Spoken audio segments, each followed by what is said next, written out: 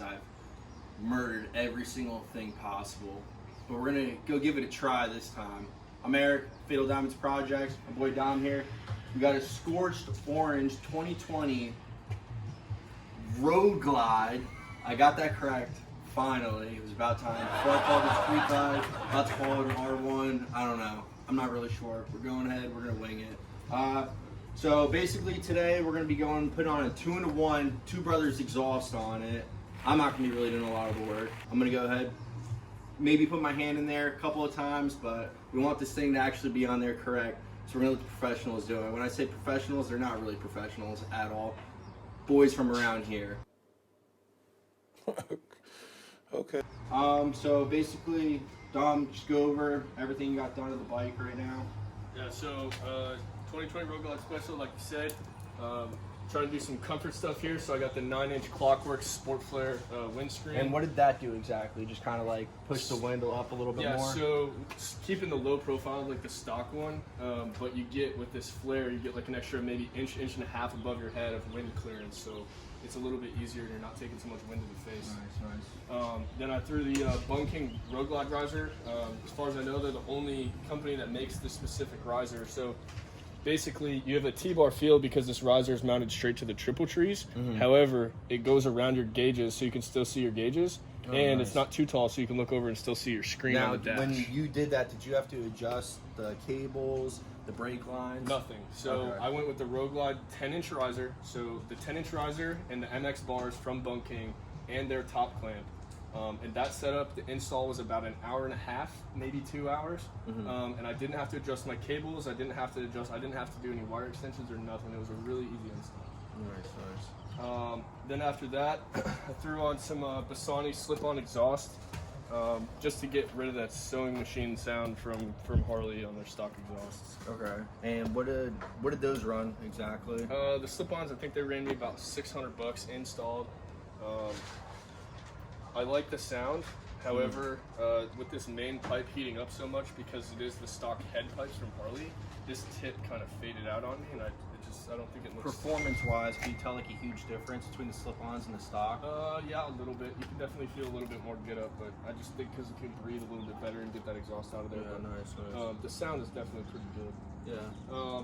Another thing we did was, so like the main thing while you're changing the pipes is basically a little bit more sound, but also a little bit more performance out of it as well. Yeah, you can let that motor run a little easier when you... But remember, when switching the exhaust, you gotta keep the stock pipes because you gotta keep that warranty. Yeah. You know, so a little fun fact out there, hint, hint. Facts. Another thing I did is, if you want to get a shot of these, I put the Legends Revo Arc suspension on the back. These are like $1,400 rear suspension. Nice. But it's got the canister down by the rear wheel. I have it ran, and it's got 3 adjustments. So you can adjust the sag by turning this spring. You can adjust the rebound with this knob down here, and you can adjust the stiffness and softness on this knob in the back, where I have the canisters. So you don't need any tools to completely tune your fucking suspension. And you would definitely recommend that to a lot of guys out there that ride? Well, yeah, totally. I can corner about 5 to 10, maybe 15 miles an hour faster with this rear suspension. That's awesome. And then, yeah, so today we brought over the Two Brothers Racing 2-in-1 turnout for the Milwaukee 8. So it's in all black. So that's what we're going to be putting on. Let's get a glimpse of this Bassani pipe real quick. What he was talking about before, this main pipe that lets out a lot of the exhaust fumes. So you can tell by the coloring on this one, it's a lot more gray than this one because it's pushing out a lot more over there. So just keep in mind, you know, if you see that and you have the same exact bike, you're probably running the same problem. You just haven't realized it yet. But he's got the new exhaust here. Let's go ahead and do the unboxing over here. Let's see what this bad Larry's got in here. Nice. So like I said, Two Brothers Racing, straight out of California. Make really good quality stuff. So that's beautiful. This is that 2-in-1 turnout, and it's got a kick out so that it's not spraying exhaust onto your saddlebags because it's only going to go about halfway through the bike. That's gorgeous. And then we just got all of our all black heat shields here. Now remember, with the piping this short, if you look in there, you can still see there's a baffle in there, so you're still going to get a little bit of back pressure, so don't worry about it too much. Yep. The The main thing with this exhaust, because this is a performance exhaust and it's gonna make so much more low end torque. If I were to do an air breather or air cleaner, I would have to tune the bike. But with this exhaust, just by itself, the bike's still gonna run healthy. It's not gonna mess it up too bad. Yeah. That's a big thing. You know, you can buy performance parts all day, but if you don't have a tuner to go with it, number one, you're not getting all the performance, and you're honestly just hurting your engine at that point. So, you know, spend the extra money. You know, if you're going to drop a lot of money on your exhaust, your intakes, and everything, you got to think it's going to need a lot more fuel. So, you know, just keep that in mind. It's not, you're not just buying a $600 exhaust. You're going to be buying a programmer as well. You know. And I'm trying to maintain my warranty because this is brand new. I only just hit my 6,000 mile mark. So I'm throwing this exhaust on, and I'm gonna throw an Arlen Ness 65 velocity stack on the side.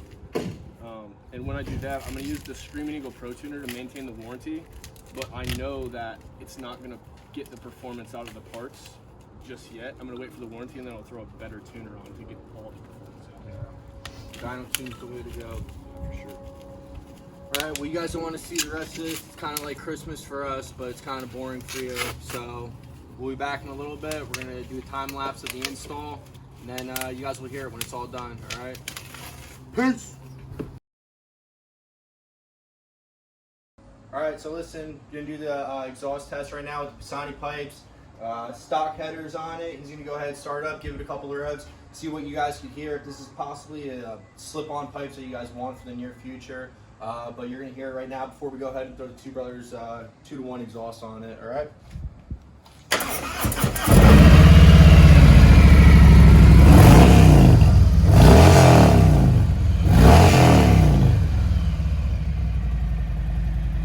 But all I can say is no, no, no, no. All right, with every big job, you gotta have a safety guy. Let's go take a gander at our safety guy, Officer Tyler. What's up, partner? Here for safety. Yeah, what you got there?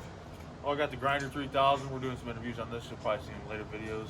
And of course, you know, your 2-inch fucking wrench here. It gets all the big jobs done. You know, it's got some big nuts you need fucking cranked on. But I'm just here to make sure everybody's getting in, get out. You know, get in, get off, get out safely. Hit it and quit it. You know, make sure they're doing Now, it but safely. are you gonna use this for the slip-on pipes to get them off? Yeah, just got a bolt stuck, so we're just gonna fucking. Now, is that away. what you did at the Harley dealership? That's how you got Yeah, them when off? I used to work for Harley, we just grind the shit out of their stuff just to charge them fucking $400 or $500 for a damn oil change. Okay, now can you just go over? I see your gloves are very bright. You got your fanny pack on. Oh. Let's get a glimpse of this fanny pack real quick. Well, let's work on the gloves first. If you listen to these gloves, Oh, a lot of grip, lot of grip, lot of grip. Cool. Yeah, I even use these. I use these all the time. I mean, shit. I mean, you can't even tell they're there. Yeah. So like just for the grocery store and stuff. They just you feel know, like your anything. hands. Yeah, you can't even tell. You can't even tell nothing's there. And then you know? dark spaces with the headlamp. Yeah, exactly. And that kind of brightens up the gloves sometimes when I put them on. But you know, if you're using the headlamp, you already look like a dork. So. Yeah, true. Yeah. That's what I was thinking. You don't want to look like, especially No. when you're working on a Harley, Exactly. a man's bike. Exactly. A man's bike. Exactly. Man's bike, all right? Officer Tyler, I have a question. Yes. Are you used to holding stuff that big in your hand, or? Yeah, it does say 2-inch, so I'm pretty used to this one. I yeah. think that's the width of the wrench, not the length of it. Oh well, the thickness and it says 2-inch. I'm pretty used to it. I have a lot of confidence holding. That's like a 2-inch girth. You want to see what it does at 100 miles?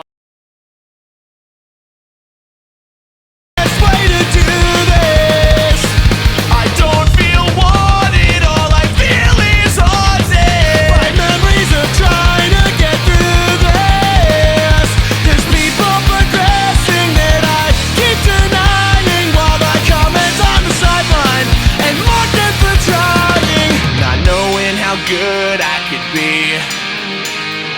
Next Halloween I wanna dress up as me. I always feel like this, in an identity crisis. And that day I could have been anyone I wanted to be, but that day I just wanted to be me.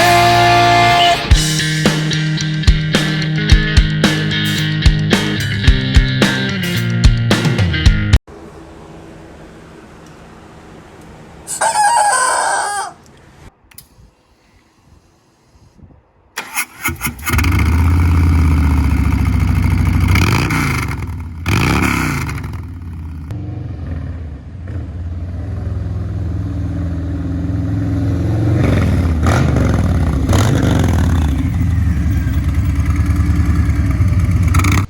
going on, guys? Just finished the install on the bike. Dom did a lot more work than I did. Kind of laid there, collected the bolts, hand the tools, whatever he needed. Basically, the install took a little bit longer than we thought.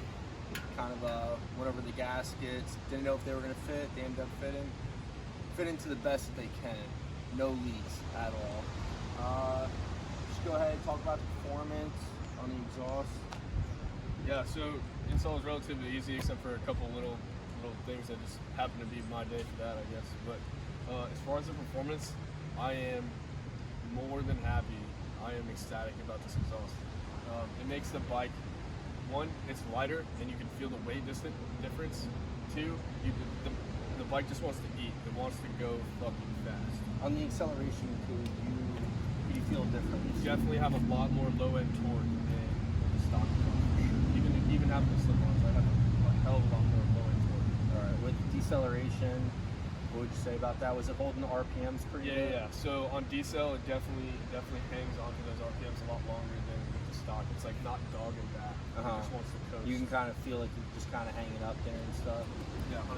All right. What would you say for the guys that want to get this exhaust but don't want to spend the money on a programmer? Do you think a programmer is 100% necessary? I don't. As long as you're only doing this exhaust by itself, I don't think I need a tune right now at all. I think it's running pretty good. I mean, the bike's going to adjust a little bit to itself running off that, but I'm running stock OT sensors in the Two Brothers Racing. It came with the adapters with it. And it seems to be, I don't have any decel pop.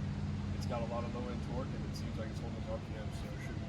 Remember, he also he didn't do an intake on this as well, so it's all stock intake on it, stock air cleaner.